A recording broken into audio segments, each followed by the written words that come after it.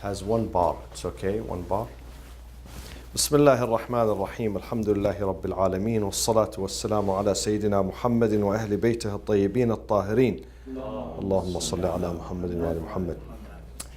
We mentioned when it comes to the rules and regulations of ta'wil. This was our past lesson. The rules and regulations. ضابطة means either the criterion or the rules and regulations. Ta'wil is based on what? Is it arbitrary?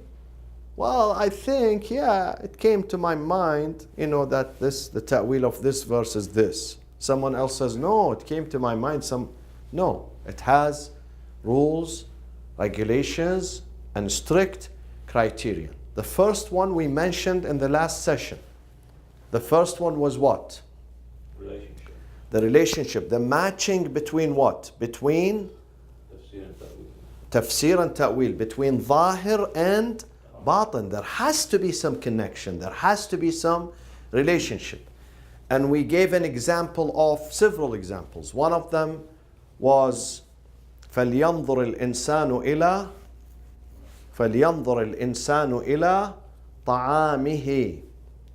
Let's man look into his food. Food, the tafsir is what you eat physically. But the ta'wil is what? It's ilm. فَلْيَنْظُرْ إِلَى عِلْمِهِ. The real food is the ilm, not the physical. Physical one, granted, of course, you have to be careful of what you eat. Halal, haram, healthy, non-healthy. This is important. But what is more important is the ta'wil, which is فَلْيَنْظُرْ إِلَى عِلْمِهِ. So there is a relationship. Both of them are food. One of them food for stomach, for the body. The second is food for thoughts. Exactly. So there is a connection, relationship. Now we come to the second criterion today. Second criterion, they call it in Arabic as-sabru wat-taqsim. Meaning, sabr and taqsim. Sabr means exploration. This is sabr, exploration. And taqsim is what? Distribution. What does that mean?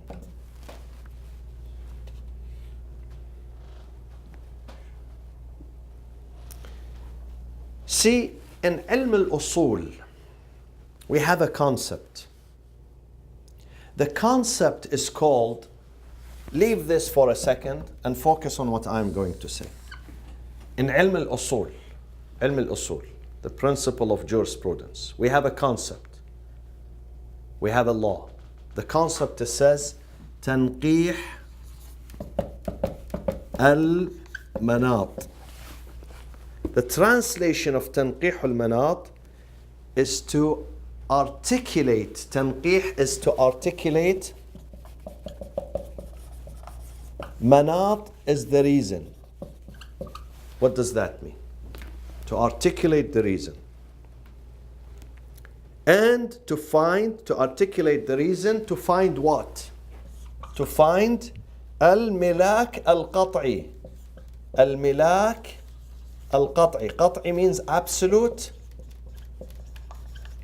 Milak means what? Reason.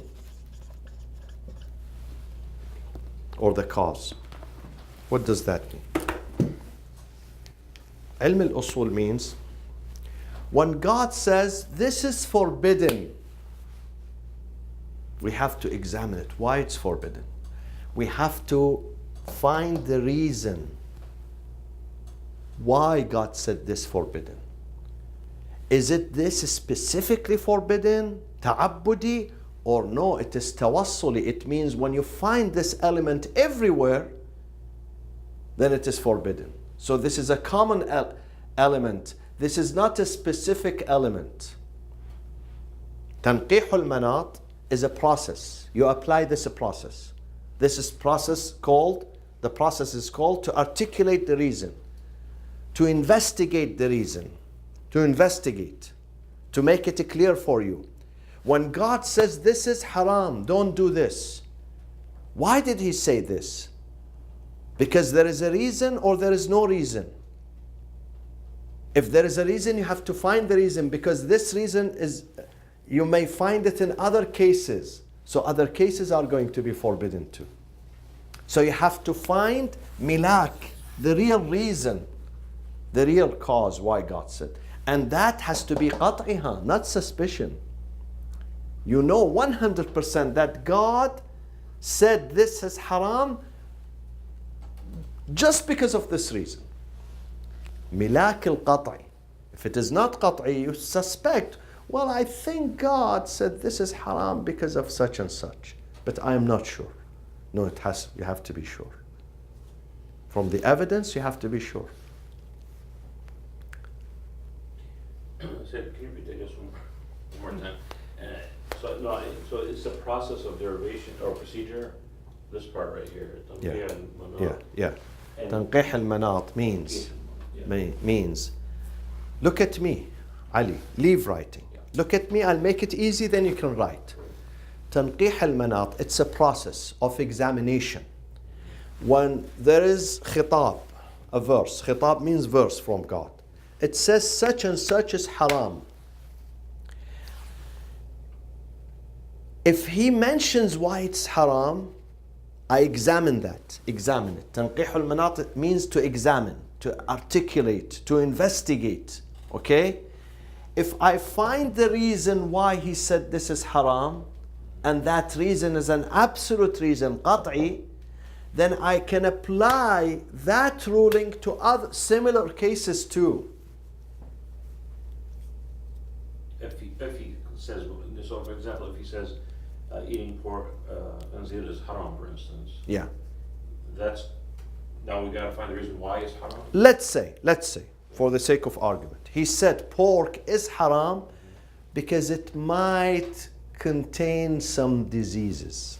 If He mentions, let's say if He mentions, and I know He said this, it might contain, this is qat'i, right. This is certain, because He said it, I know, He said it because it might.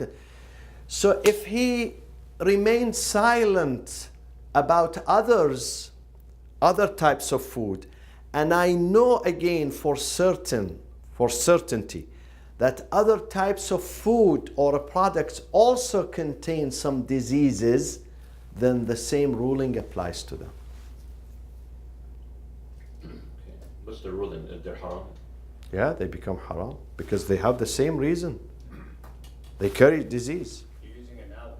Exactly. This is in ilm al-usul and ilm al-mantaq. This is a type of analogy. Even if He did not mention that. Because here it's similar case. Because He told me the reason. Sometimes He doesn't tell me the reason. So I don't know the reason. I don't know why.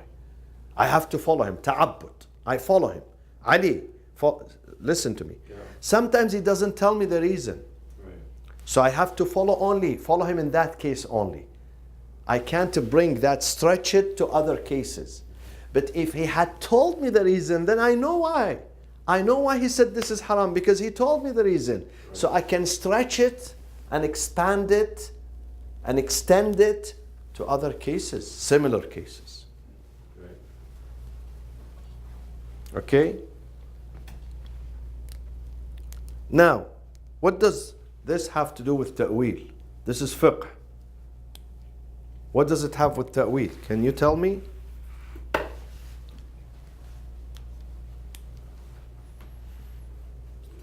Look at me. Don't write anything. Look at me. Look at me. My friends, what is ta'wil? Tell me the basic. You want to tell your son, 5 years old, Daddy, this is ta'wil.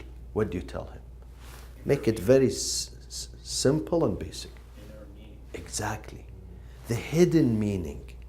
The underlying meaning. It's not at the surface. Right. You have to dive to find it, to get it. It's not easy to get it. You have to incorporate intelligence inner vision, basira, so you can get it. Okay? Because it is symbolic. It is symbolic. Okay? Here they say, as a joke, in the Quran, we have an ayah.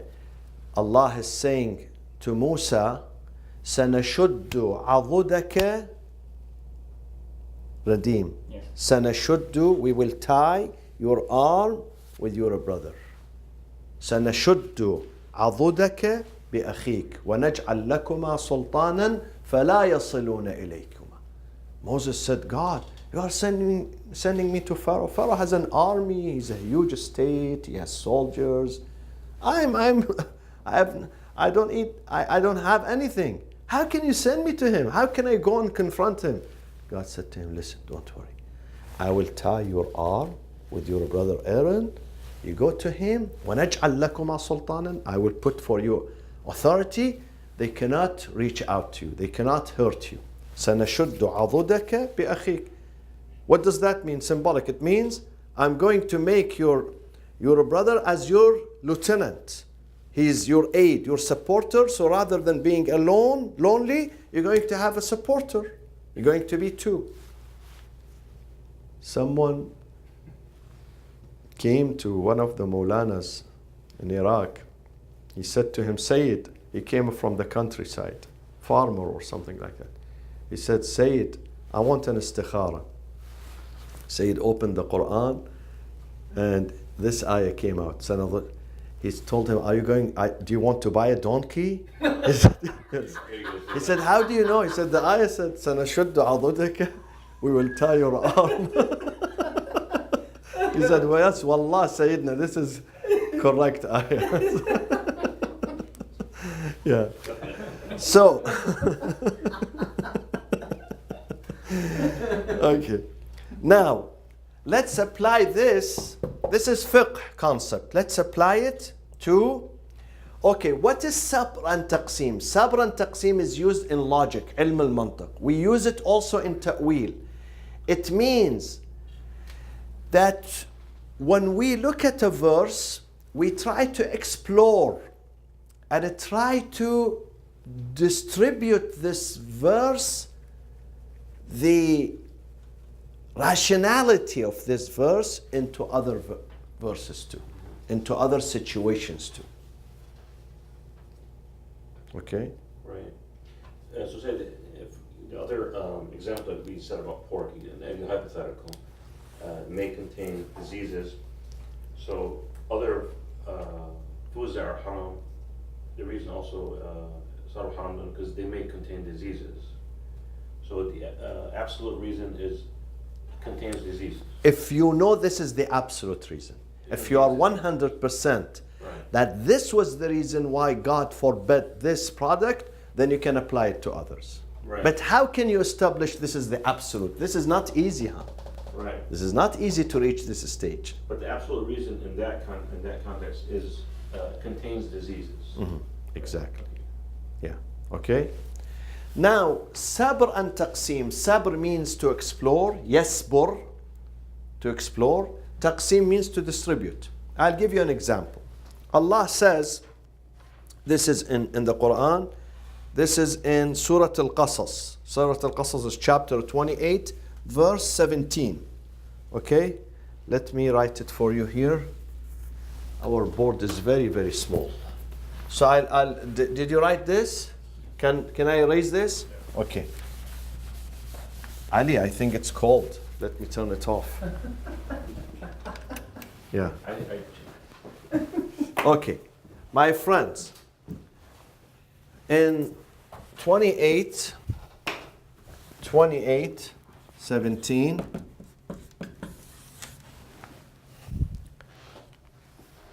the story of Moses. Moses was muscular. He had a huge, body and very muscular. And at the top of that, he was angry too, an angry person. He would get angry very quickly. So when he met that guy, the Coptic guy, and saw him fighting with the Israeli one, okay? He came, the Israeli one, he asked him, فَاسْتَغَاثَهُ الَّذِي هُوَ مِنْ شِيعَتِهِ عَلَى الَّذِي هُوَ مِنْ عَدُوِّهِ. The one that is from his Shia, it means of his party, which was Israeli like him, or a Jew like him, he said to him, oh Moses, please help me. Look at what this guy is doing to me, the Coptic. So Moses came without saying anything. Right away, he punched him in his face. فَوَكَزَهُ مُوسَى فَقَضَى عَلَيْهِ. He knocked him down and he killed him. And then he said, oh no, what did I do? قال هذا من عمل الشيطان. This is the deed, satanic deed. I should have killed him. I shouldn't have killed him, you know. Yes, maybe I tried to mediate, maybe I push him away, but I come immediately and punch him in his face and kill him. So he ran away. After the news broke in the city that Musa killed the Coptic, he ran away. They were searching for him, and that was the reason for him running away from Egypt, going to Palestine, and after 10 years he came back. What did he say? God said to him, Musa, why did you do this? You shouldn't have done this. You killed this man without investigation. So he said, he made a vow. قال ربي بما أنعمت علي فلن أكون ظهيرا للمجرمين. قال, Musa said, قال ربي بما أنعمت علي فلن أكون yes أكون ظهيرا للمجرمين. From now on, my Lord, for what you have endowed upon me, blessed me with, an'amta, from ni'mah, you have given me this muscular, powerful, strong body, structure, physical structure, you blessed me with it. فلن, I will never be, فلن, I will never be, therefore I would never be a supporter of criminals. What does that mean?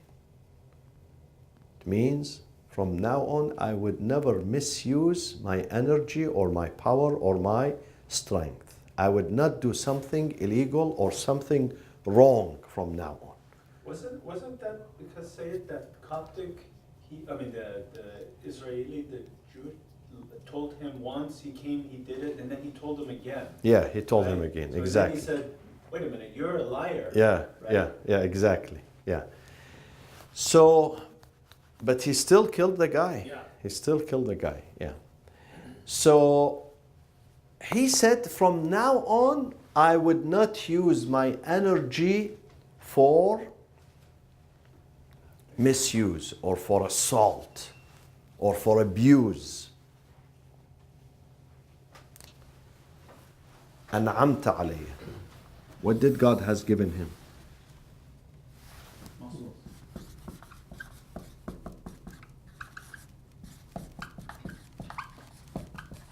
Physical strength. But then he can mean it to be wisdom later when he gains it. Exactly. This is tafsir. Tafsir is, God has given him physical strength. But the ta'wil, when you come to the ta'wil, what does the ta'wil say? There has to be, first of all, a relationship between dhahar and batin. Second, we consider this point number 2. What was point number 2? Non-specification, meaning it's not specified only for this occasion. The meaning is greater. You can stretch it. You can stretch it to other situations too, other conditions too. So God's blessing, it could be physical strength. Sometimes someone does not have physical strength. He has intellectual strength. Sometimes he has financial strength. Sometimes he has social strength. Social strength, wajih. Musa also. Musa, God said about him, وَكَانَ عِنْدَ اللَّهِ وَجِيهًا. He had social strength. Someone who doesn't have money, he doesn't have economy, okay? But people like him. So if he goes, he interferes on behalf of you, people say yes. تكرم عينك. Because of you, because of your stature, because we trust you, we love you, I'm going to do this because of you. So these are all God's blessings, ni'mah. And we should not use it in supporting wrongdoers. This is the ta'wil. You know, most of the istikharas that they take depends on the ta'wil. How do you understand the verse? You have to reflect on it. Okay? Like the example we gave. So, if someone takes an istikhara and this one comes out, then you have to tell him, listen, do you want to support someone? Do you want to do something, a project? He would tell you, how do you know? How do you know I want to do a project? You didn't tell me about buying a house, buying a car, having a surgery, traveling. You asked me about, do you want to do a certain project? Do you want to work with someone? Because of this. They look at the verse, at the inner meaning of the verse, the ta'wil. And this is sabr and taqsim. It's not only misusing physical strength, it could be misusing financial strength too, or social strength. Meaning if God gives you social gift, okay, you are acceptable in the society, don't misuse it. Don't interfere on someone who is bad. Don't do that. You can use it from this. If someone tells you, come with me, we have this in the Arab countries. I want to marry the daughter of someone. They don't know me. So please, you come with me. And if this ayah comes out, tell him sorry. Sorry, I can't. I can't be dhahir to the wrongdoers. Yeah, really, sometimes. Sometimes people base their judgment or opinion on this inner sight of the Quran. Inner sight of the Quran. We have many examples of that.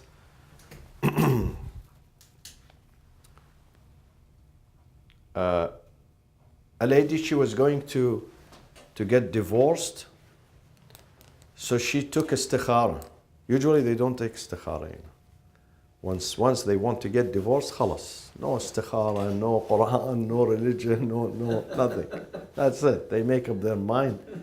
But then the sheikh who took the istikhara for her, it turned to be that the story of the Prophet and one of his wives,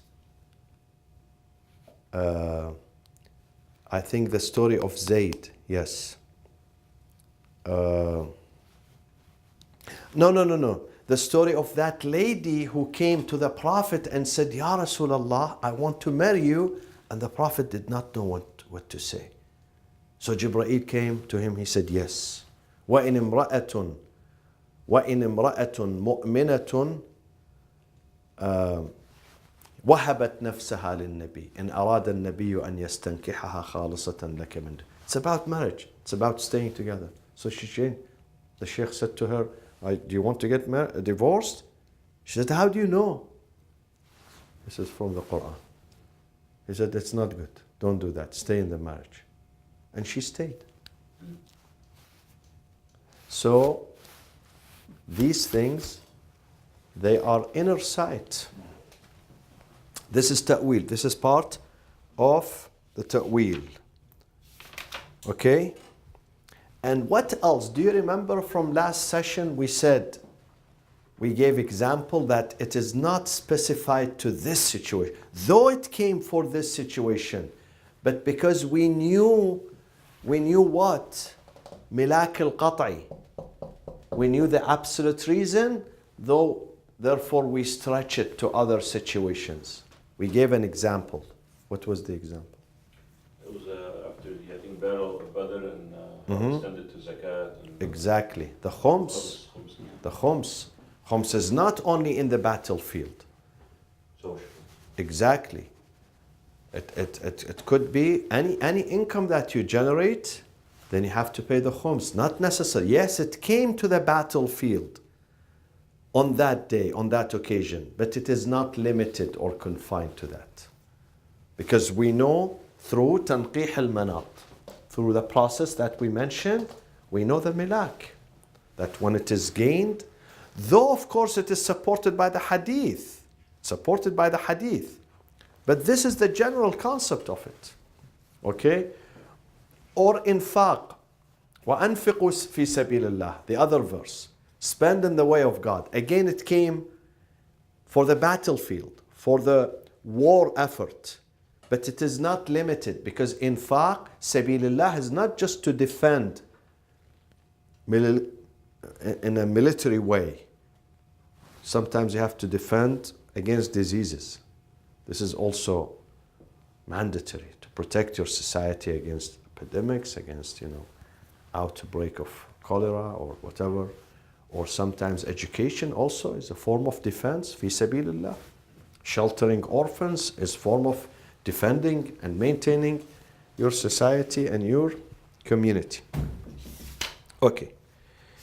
Now, let's go to another point. In Surah Al-Imran, my friends,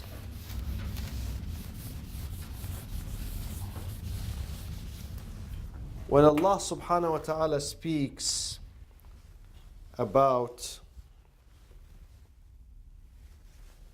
let me read it. What's the ayah? Ayah number 7. Surah Al-Imran, ayah number 7. Okay. Ayah number 7, Surah Al-Imran. وَمَا يَعْلَمُ تَأْوِيلَهُ إِلَّا اللَّهُ هُوَ الَّذِي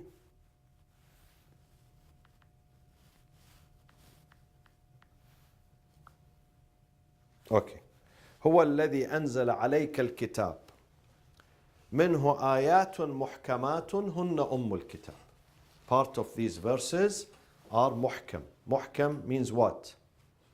What did we say about muhkam? Apparent. You know the meaning. واضح, clear, محكم. هن أم الكتاب. These are the foundations of the book. وأخر متشابهات. Other verses are symbolics, متشابهات. فأما الذين في قلوبهم مرض زيغ. Those, زيغ means انحراف, alteration. They have alteration in their heart. Their heart is not mustaqim, is not straight, is not healthy. فَيَتَّبِعُونَ مَا تَشَابَهَ مِنْهِ. They go after these, the ones that are symbolics, to confuse the society, to confuse the people. يَتَّبِعُونَ مَا تَشَابَهَ مِنْهِ ابْتِغَاءَ الْفِتْنَةِ. Their goal is fitna, sedition, mutiny, discord in the community. وَابْتِغَاءَ تَأْوِيلِهِ. And they want to switch or twist the real meaning. They intend to twist the real meaning. ابتغاء الفتنة وابتغاء تأويله وما يعلم تأويله إلا الله. Some commentators, they say stop here. When you say وما يعلم تأويله إلا الله, then you have to stay, you have to stop here. Don't continue. Because only Allah knows the ta'wil. And then you have to say, وَالرَّاسِخُونَ فِي الْعِلْمِ يَقُولُونَ. Those are well versed in knowledge. يَقُولُونَ وَالرَّاسِخُونَ فِي الْعِلْمِ. Same ayah, say? Yes, yeah. يَقُولُونَ آمَنَّا بِهِ كُلٌّ مِّنْ عِنْدِ رَبِّنَا. We believe in this book. Now, one group of commentators, which is a minority, it says only God knows the ta'wil, the inner meaning. Even the well-versed, they don't know it. Even though the ayah says it though? No, they read the ayah differently. Oh. They say, وَمَا يَعْلَمُ تَأْوِيلُهُ إِلَى اللَّهِ. Full stop. Period. Stop here. Don't continue. Don't link it. Only God. Then stop. And then the other sentence is a new sentence, not linked to this. It says, وَرَّ and those who are well versed, they say we believe in this. And then they bring evidence for their argument. They say, look at Imam Ali in Nahj al-Balagha. Imam Ali in Nahj al-Balagha, sometimes he says, listen, what you know about the Quran, know. What you don't know, then you can't do further investigation because you would never be able to know. He has a khutbah. But his khutbah is regarding what, my friends? It's regarding daily life affairs. Don't go after them, don't ask them. Or something much bigger than that, which has nothing to do with daily life affairs.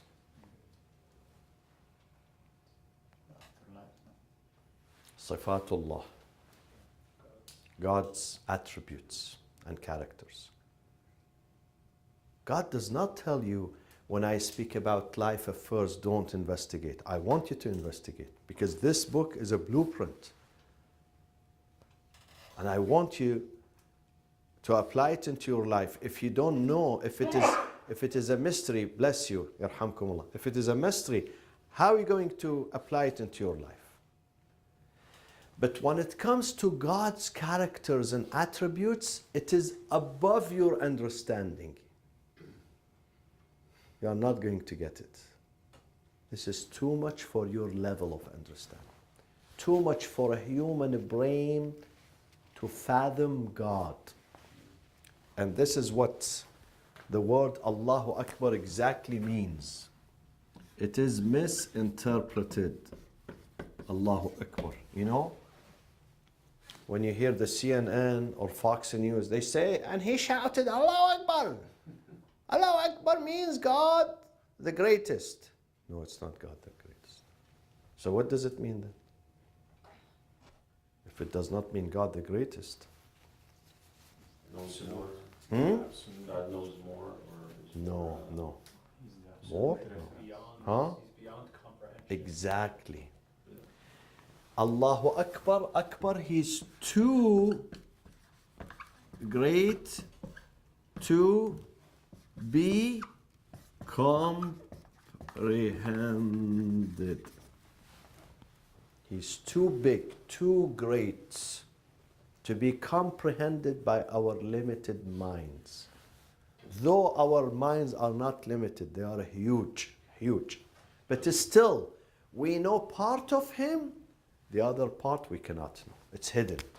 We know, let's say this is a diagram. This is not just, we just put a diagram, this is not literal, this is symbolic diagram. Let's say this is God.